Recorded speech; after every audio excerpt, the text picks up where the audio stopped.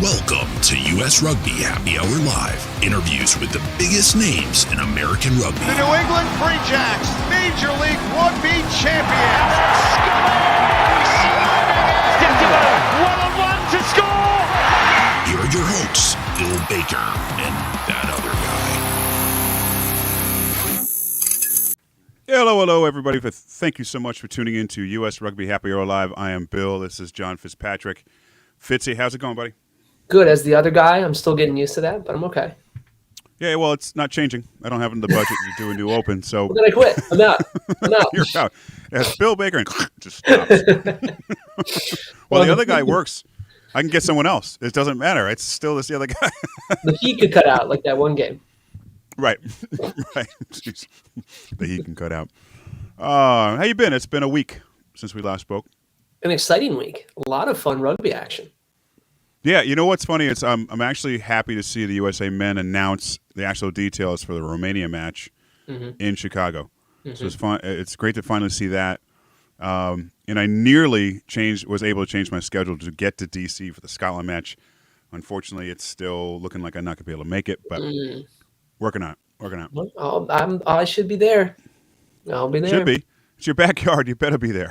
I know. It's like 3 miles from my house. Like if I can't get there, then I might as well just stop doing this. I know it.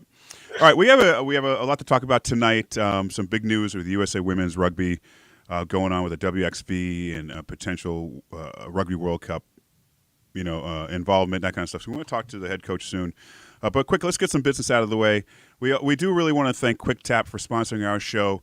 They're the only sports video and analytics platform designed specifically for rugby, and trust me, it's very affordable. It's for everybody from coaches to players, any level, from D4 to pro. Check out getquicktap.com and use the offer code HAPPYHOUR. That's one word when signing up for a free trial, which will get you 10% off your annual subscription. And QuickTap will sweeten the deal by tracking your first match for you. So QuickTap, the most powerful way to beat your opponents before ever setting foot on the pitch. Also, please, listeners, do us a favor, like, follow, and subscribe this show and share it with your friends, whether it's on YouTube right now, Facebook, or if you're listening to the podcast replay, please go ahead and follow, subscribe to us on whatever podcast player you're listening to, and leave a review. We like reviews. We've actually had a couple new reviews last week, and it's great to see those reviews. And it makes John Fitzpatrick and I feel a little better about what we do. Right? If someone says something nice, especially. I'll take a compliment wherever I can get it. Exactly. For those of you tuning in right now, I know we see a few people are still coming in.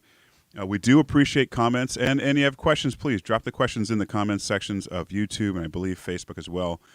And we'll do our best to get the comment and questions up on live with our guests. So speaking of that guest, he's returning to the show. We didn't scare him off the first time back to his home country after that first appearance. He's still with us. Thank God. Let's all welcome USA Women's head coach, Sione Fukofuka. Sione, how are you? Good, thanks, mate. Thanks for having me back. Okay, hey, let's get a little more energy there, a little more pep. We just had coffee. No, definitely wasn't scared off the first time. I really enjoyed it, so I do appreciate you having me back on. No, likewise. We were so happy you're back. Before we get into the details of the match and everything else, how are you? How was your flight back? Yeah, good. Got back 2 a.m. Tuesday morning, so still fighting a little bit of jet lag, but really happy to be back in Denver. Sun's out, weather's great, so can't complain. And so last time we spoke to you, you were pretty new to the country. Your kids are still getting acclimated to the snow in Colorado. How's everyone settling in? Are you enjoying the American politics yet? To be honest, I've kept myself away from American politics. But good idea. The family's definitely loving being in Denver. Great city. Really, really enjoying it. Great community and lots to do. So really looking forward to summer in Colorado. Well, Sione, I don't know if you can see this, but I'm wearing a Colorado Rockies shirt. So that's the Major League Baseball team right there in Denver. Nice. Definitely get out there and catch a game.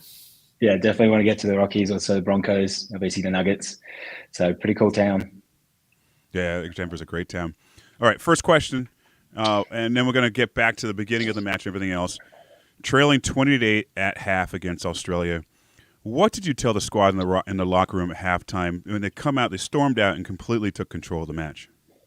To be honest, it was pretty similar to the New Zealand Test match, where we hadn't started as we'd planned to, and we'd gone away a little bit from what we were intending to do. So the way that we finished the half was a bit of a blueprint. I don't know if you noticed, we got into their 22. We were able to maul and then score off it. So the message was pretty simple. It wasn't a huge amount of chest bumping or yelling at all, because we felt we just hadn't executed the plan that we got into. I think we had 3 entries into the 22 in that first 40 minutes, and we walked away with a try and a penalty. So we were pretty confident if we could get down there, we could convert.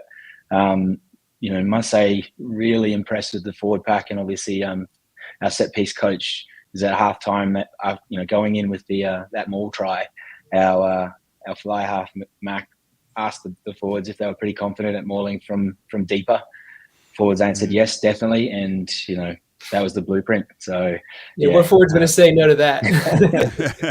Well, to be fair, we'd worked on it all week, because I know a little bit about the Australian team, and it was an area that we wanted to exploit. We just didn't get the opportunities in the first half. Clearly, the second half we were able to execute a lot better and put that plan in place. And as you could see, the maul was outstanding, and we were able to play off the back of it, create momentum. And momentum's a wonderful thing in rugby. Once you've got it, you hold on to it for as long as you can.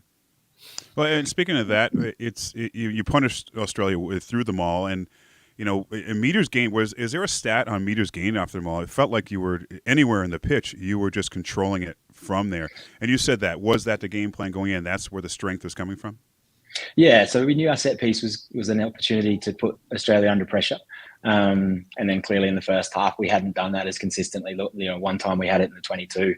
I think they mauled in from 10 meters out, and it was wasn't easy by any means, but it was pretty well executed. So going into the second half, pretty confident that if we got access and opportunities, we'd be pretty confident we could turn that into pressure. And as it turned out, exactly that. We got possession, we got penalties off the back of it. Like our stats in the second half, in terms of penalties against, we conceded 2, whereas the first half we conceded 6. Error rate was cut, I think, by 25 down to 25%. Like, it was pretty low, and our missed tackle rate was 50% of the first half. So all the positive stats swung in our favour, and a lot of that was obviously field position and possession. So pretty happy. Sure. I mean, I think we saw how happy you were at the final whistle there. Clearly enjoyed the result there. I mean, we spoke the last time, and we understand the connection you have to Australia. Did this one just feel different? Did it mean something a little bit different or special? Oh, of course. I'd be lying if I said it didn't. When I first took the job and I saw the calendar, I circled this one as clearly a big game, and as it turned out, it's also a big game for the program. We sit this weekend and we'll watch the Canada-New Zealand game. Sorry, not Canada, the Australia-New Zealand game, because on the back of that, obviously, if New Zealand get the result, then we go through to WXV1 and we qualify for the World Cup, which were 2 big targets at the start of our calendar. To be honest, we blocked this into 4 games from South Africa through to Australia with a pretty clear intent to prepare all the way through, but that was the result we wanted. And obviously a little bit of a personal satisfaction going back to Melbourne, coaching against the players that I know very well. They were very disappointed, clearly, and obviously spoke highly of the Eagles team, but I did enjoy it. Did you have a lot of family in the house watching? Were they wearing USA shirts? I don't think I saw any. There was there was a few. There were 18 of my relatives there. They rocked out with the USA flag and a couple of signs. So those Tongan people in the crowd were mine. So I'm pretty happy with that, to be honest. They made a lot of noise. You couldn't pull some strings that you should have. You didn't have a box of old USA Eagles shirts you could have handed out to the crowd and say, "Put these on." Yeah, I've already been told next time we come, I'm to send boxes of kit, because they were pretty confident they could triple the number of family members that could turn up. So next time. Absolutely. The question that I had, and every coach's challenge, right, is like staying focused on the game in front. But you, the coaching staff, the players, like everyone knew the importance, the result of beating Australia, knowing that it's a step closer for WXV1 qualification in Rugby World Cup 2025. But how do you get the players to like lockstep and focusing on just making sure they take care of the game first and let the other stuff happen? Do you know what I mean? Like, not thinking too far ahead, the cliche of one game at a time. How does that actually work? Like, how do you actually impart that message so that you can play 80 minutes? Yeah, I guess we started that conversation way back before the South Africa test. We had a clear map, I guess, of the 4 games that we were going to play, what we wanted to try and get out of each of them. Like South Africa, we wanted to play an Eagles brand that was new and implement systems. And we were lucky enough to obviously have the opposition put us under enough pressure that we learn a lot from it, but also allow us to play with a bit of freedom. It was nice to see the girls enjoying themselves putting those systems together. Then we knew we'd obviously hit Canada. It's a long-time rival and clearly a very good team, as they've shown in the last few weeks. They're number 2 now, highest ever ranking. And to be honest, we went into that game fairly confident that we could compete, and we were a bit disappointed with the margin of the scoreline. I mean, it was 17 minutes, we conceded 21 points, and we're better than that. We have to show it. We have to go out there and show it. And then the New Zealand test, we didn't have a lot to lose, so we actually approached that really positively. We got a chance to go out and play. We weren't expected to to get the result, so we had a little bit of freedom. Unfortunately, again, we didn't start well. That 10-minute block at the start of the game was, wasn't ideal. But as you saw from the 10 minutes into halftime and then the second half, for the vast majority, we actually played some pretty good rugby. We created opportunities and we were competitive.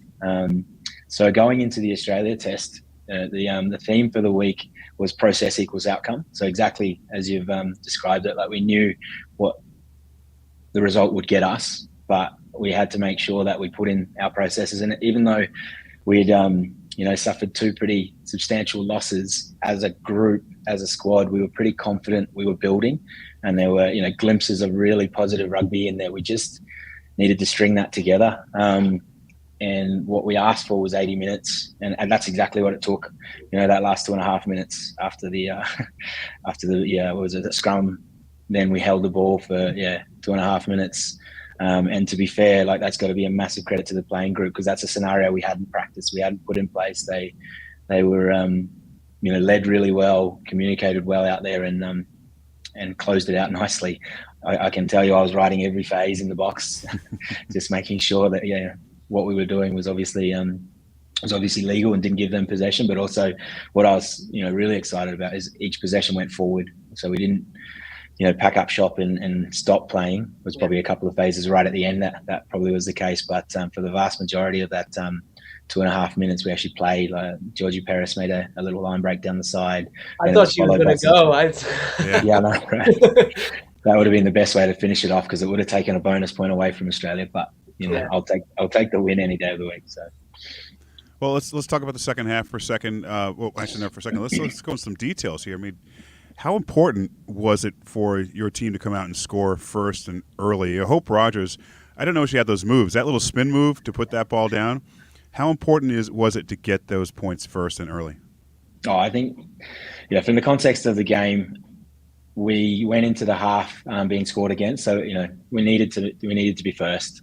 And as you saw, that momentum off the back of that first try allowed us then to be confident that we could get down there 22 and come away with points. So, from a trust and belief point of view, it was huge, because, we talked about it at halftime, get access, convert that into points.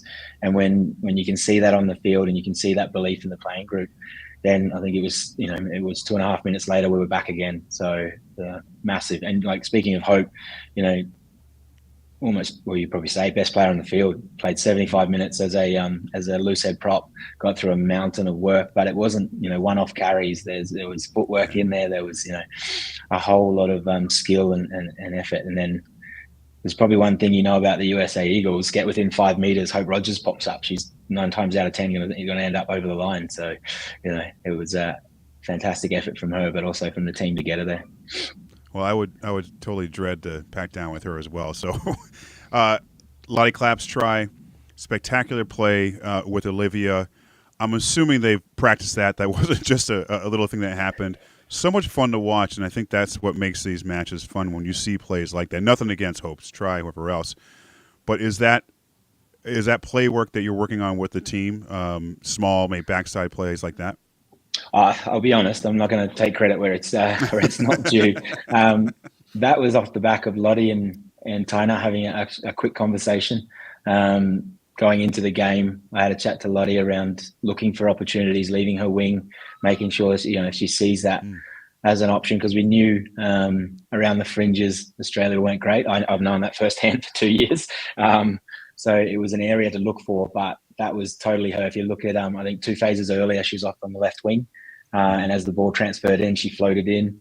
The pass, I don't think anyone expected that except for Tina. Even Lottie was a little bit surprised that that's the pass she got. But Katana, it's class finish. Not only to if you have a look at what she did, there was a ball transfer, fend, accelerate, ball transfer, and then find space to get the ball down. So that was I'm not taking any credit for that one. That was totally the playing group, and what we're trying to hopefully give them confidence on is just expressing themselves and looking for that. Yeah. I will say she did that in the UK in our practice scrimmage in the lead up. So it's not as if it hasn't been done before, but it's the first time that we've looked at it on the field. So massive credit to her and Tina to execute that, because in the end that was the try that broke it.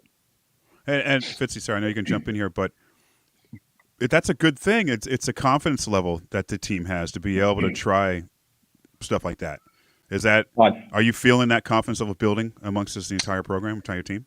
Yeah, absolutely. Like, it's one of those things where it's almost as if in the most respectful way, they needed a bit of permission to go out there and try things. So what I was so excited about, not only the result, which was, outstanding, but we scored rolling more tries. We scored, pick and drive, one off carry with tries. We scored that particular try there where it was pure skill and class to finish. But we also, almost scored that little chip chart try that, but for, the Australian defender, Bullo's getting a try there. And prior to that, there was a little kick that Cantana put through. So what I'm excited about is the variety of options we're starting to build and the confidence of the players to try. Because if you don't go out there looking for opportunities, then you end up minimizing the options that you have. And we want to be a team that has layers of attack, and we want to be a team that defenses have to, check left or right, look in behind and make adjustments for us. And we're not quite there yet, but there was glimpses of what we can be. And what was really exciting was most of that happened in a half where the result was in the balance, and there were big pressure moments, and the playing group is now showing a bit of confidence to go out there and chase it. And from my point of view, that's exactly what we want.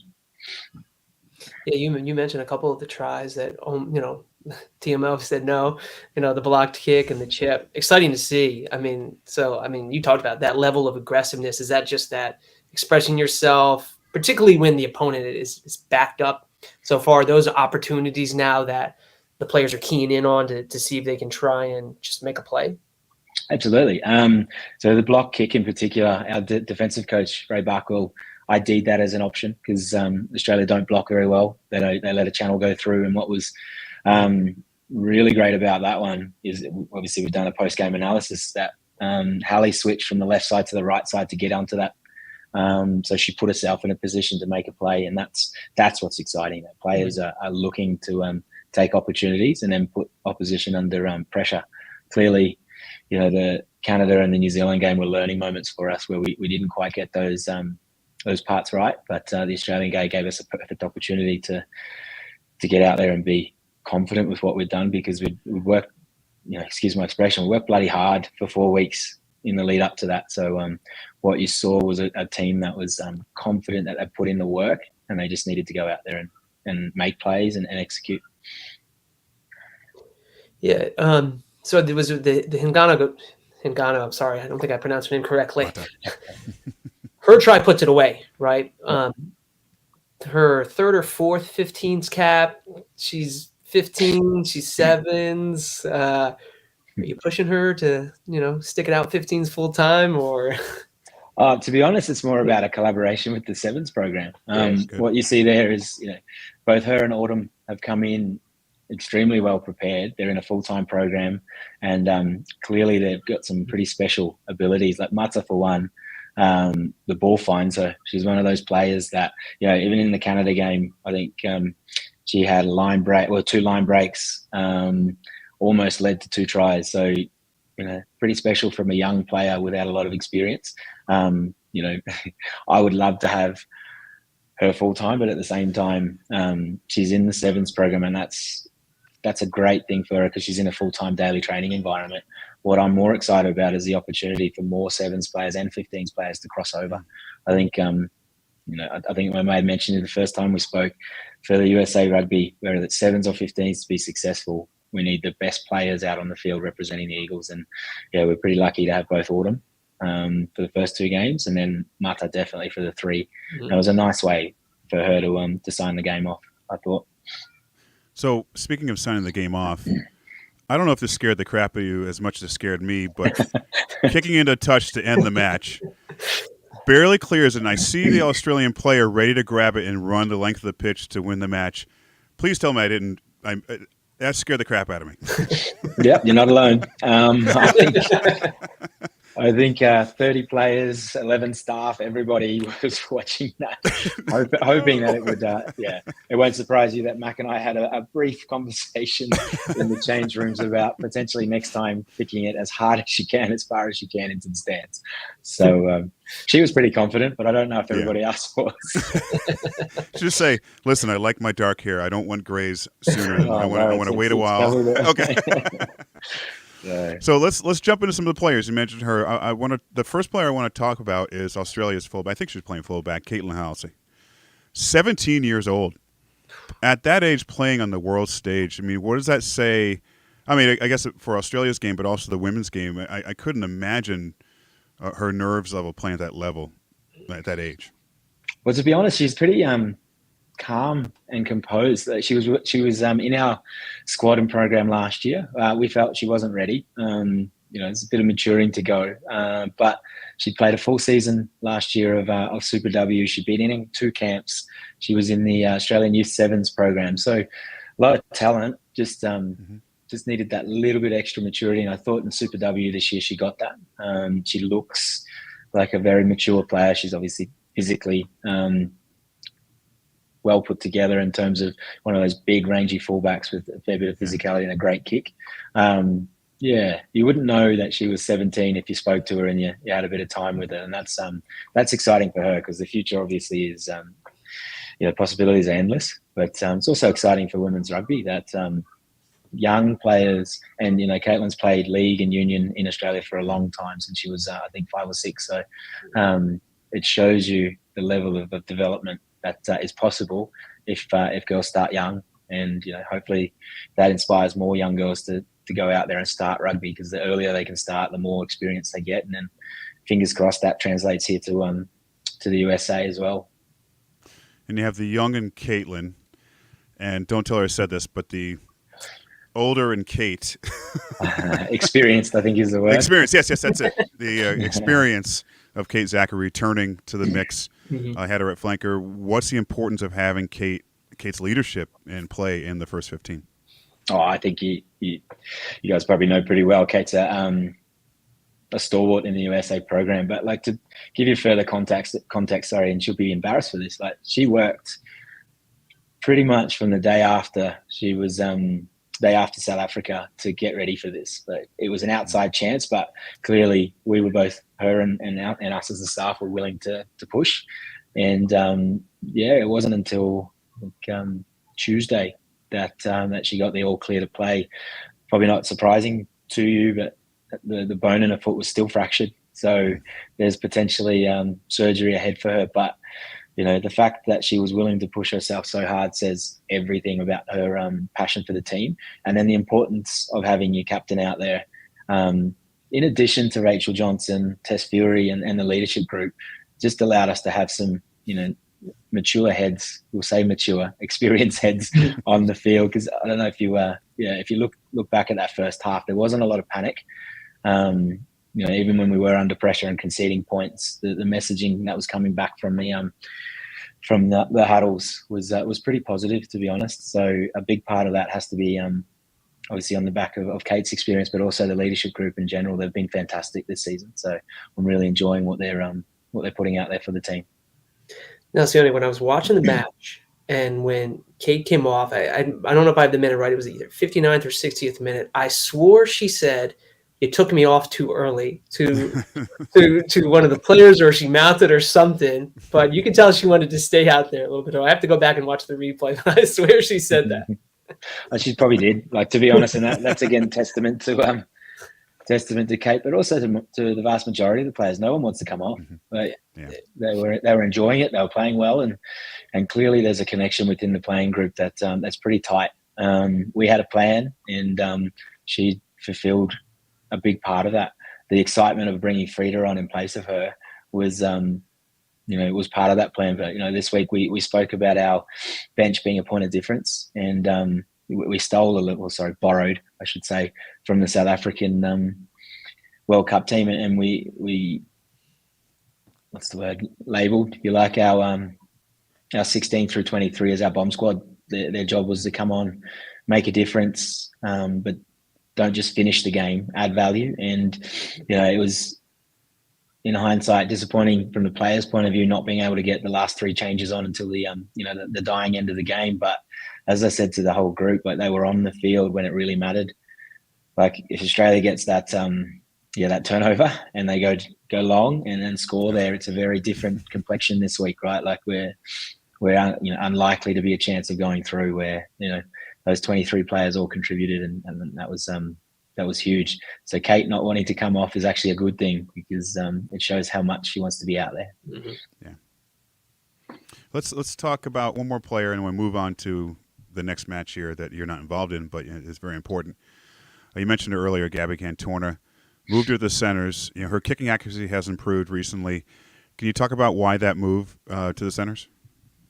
Oh, I just think she's a better 12 than a 10, and I'm quite happy to have that out there. I think Gabby is quite happy for it. I'm not second guessing you. I'm just curious. No, you're good. No, I think her value for our team and the system that we're playing is at 12. It allows me to have 2 playmakers on the field. It allows me to have 2 sets of eyes and organisers.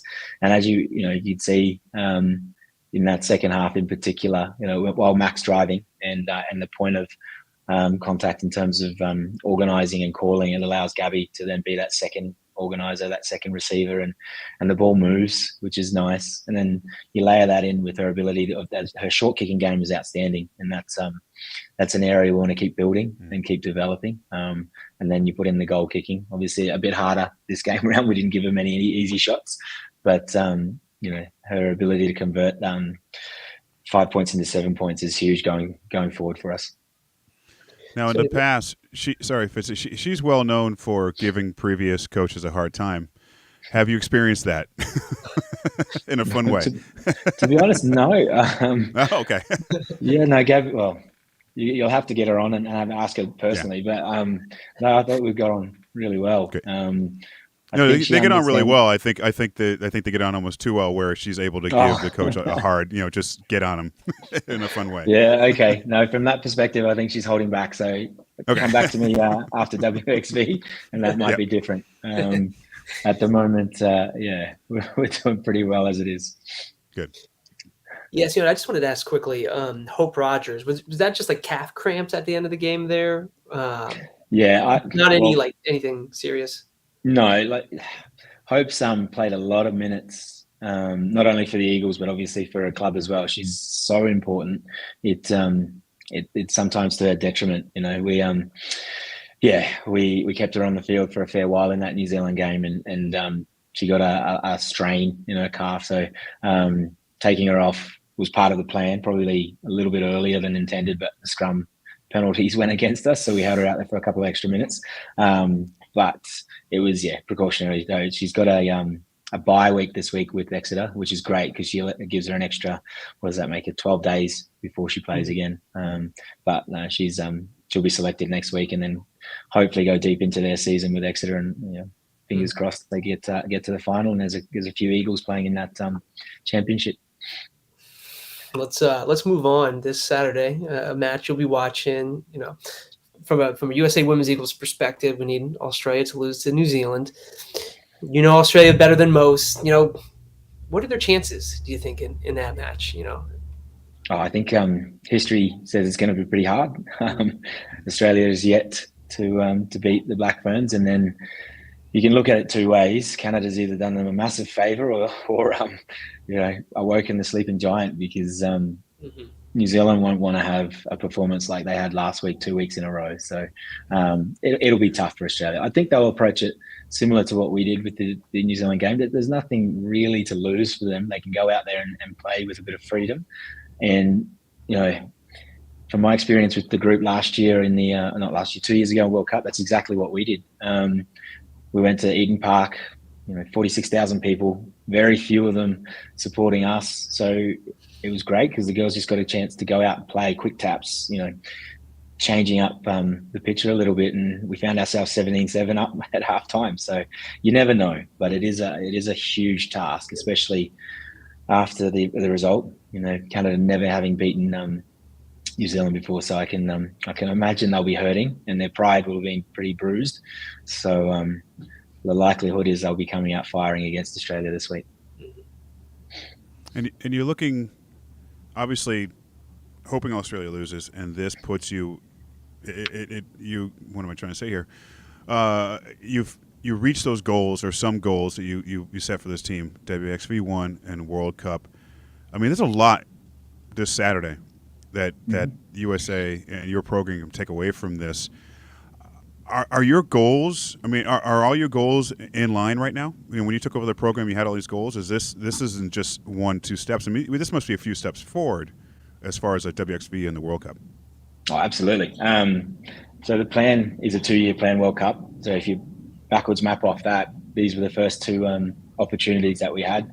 Firstly, to qualify for WXV1, because clearly, if we want to prepare well for the World Cup, we need to be competing against the best teams in the world. If, as it turns out, Australia does, gets the result and we end up in WXV2, we did everything that we could. We won the game that we needed to win by 5 points. We gave ourselves the opportunity to be there.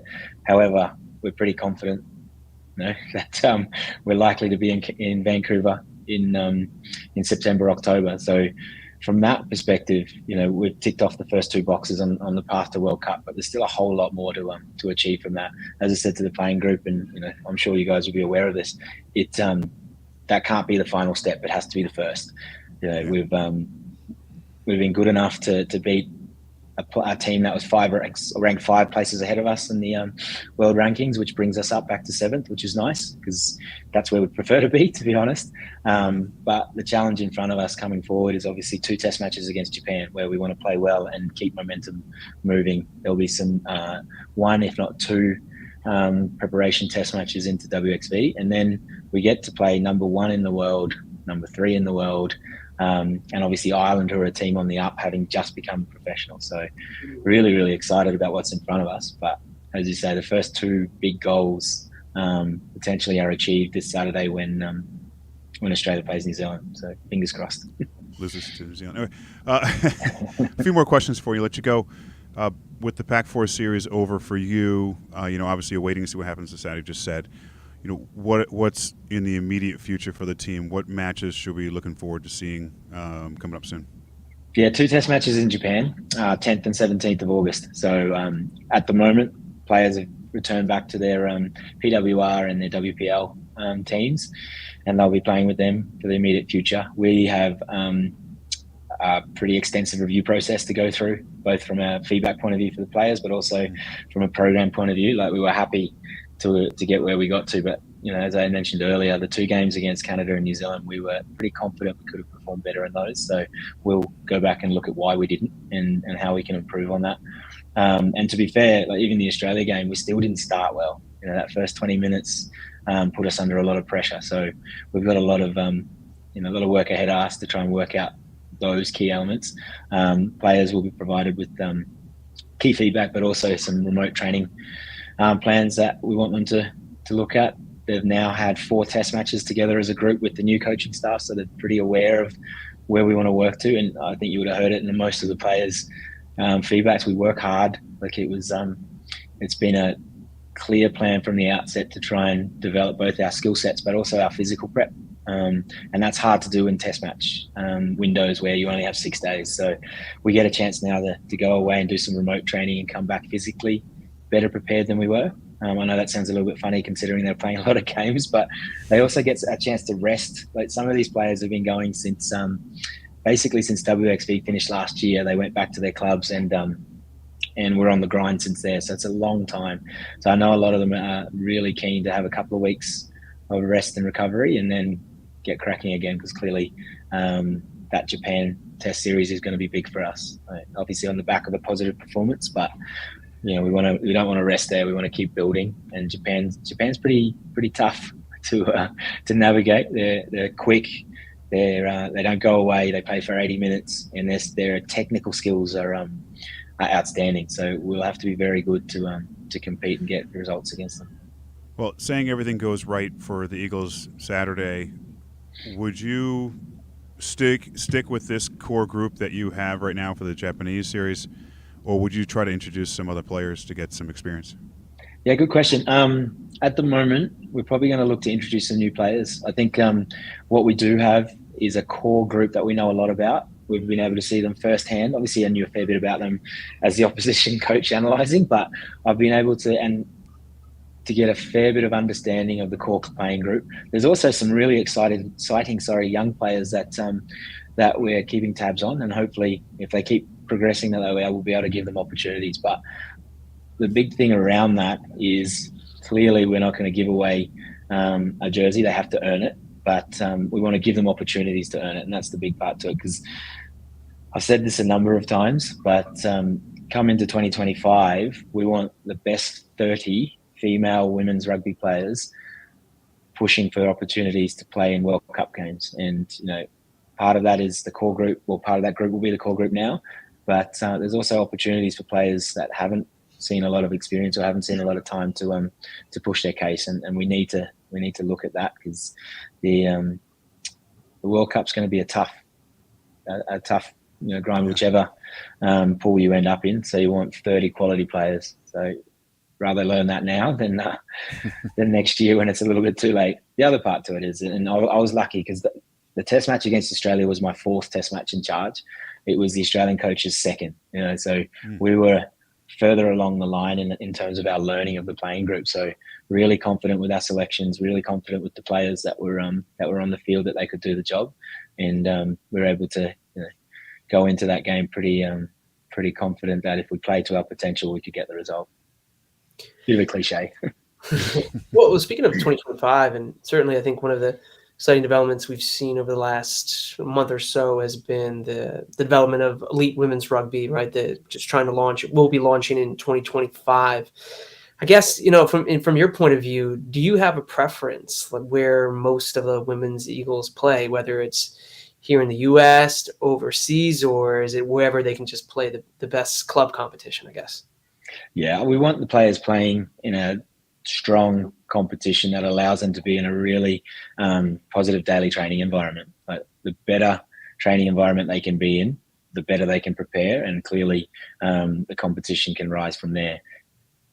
Ideally, that would be here in the United States. Mm-hmm. I know a number of the players sacrifice a lot to be overseas. They sacrifice a lot to play and learn their craft, and they give up a lot of family, financial gain. So if we can make that happen in the US, that would be the ideal. And then obviously support that daily training environment to be as strong as it can be. And then the competition needs to be one where it's competitive week in, week out. And, at the moment that sits in the UK. Hopefully within the near future, 2025 would be great. That happens back here in the US, because I can tell you that there will be other international players interested in playing in that competition. But first and foremost for us clearly are the Eagles. And if there's a domestic competition that's professional, we would like that to be well populated by representative players. All right, last question for you, and this could be a really stupid question. I apologize if we're going to end this one. There was some talk not long ago about possibly having a different ball size for the women's game. I don't know how serious that is, and maybe you're not the one to answer this question. Maybe obviously the women playing the game would have more input on it. But what's your take on that, or have you heard any of the players talking about that at all? Yeah. So I'll talk about from a coaching perspective and then share a little bit about what some of the players have shared. From a coaching perspective, I don't know if you've noticed how good some of the quality of play is, and that has nothing to do with the size of the ball. England, France, if you watch the Six Nations game last year and this year, it is as good, if not better, than some of the men's games, and they play with the same ball. So the ability to develop skill sets, to kick, pass with the size 5 ball is there for everyone to see. So personally, I don't think there's a requirement for it. And in actual fact, I think it's a little bit insulting to the women to think that they need something smaller. And then from the few players, and I won't say it's been many, but the few players that have discussed that with me or in front of me, they feel exactly the same. There's a level of pride taken from the women's players in particular, that when you talk about their games, we're talking about rugby. We're not talking about it being a female game or a women's game. We're talking about the quality of the rugby. And the Australia game for us was excellent, but it also showed 2 teams doing what they did really well. So from a rugby perspective, it was a really positive spectacle and representation of what can be. Canada and New Zealand, exactly the same. And the size of the ball had nothing to do with that. I think if you ask most players, especially international players, they would be a little bit insulted that someone feels the need to reduce the size of the ball to show their skill set, because as far as I can see, it's on display every week. Well, I one thing I love about the women's game of rugby, it's no different than the men's. And if you look at other sports, there are different rules back and forth. And if you ask even some of your teammates that switched from basketball, whatever else, to rugby, they probably would say the same thing. It's, glad to love it. We can hit people. Ice hockey, you can't hit people over here. Sione, thank you so much for your time. I know you're probably still exhausted from your trip. Congrats on the success you've had so far in your tenure. And here's to more good luck, and good luck this weekend with the other match.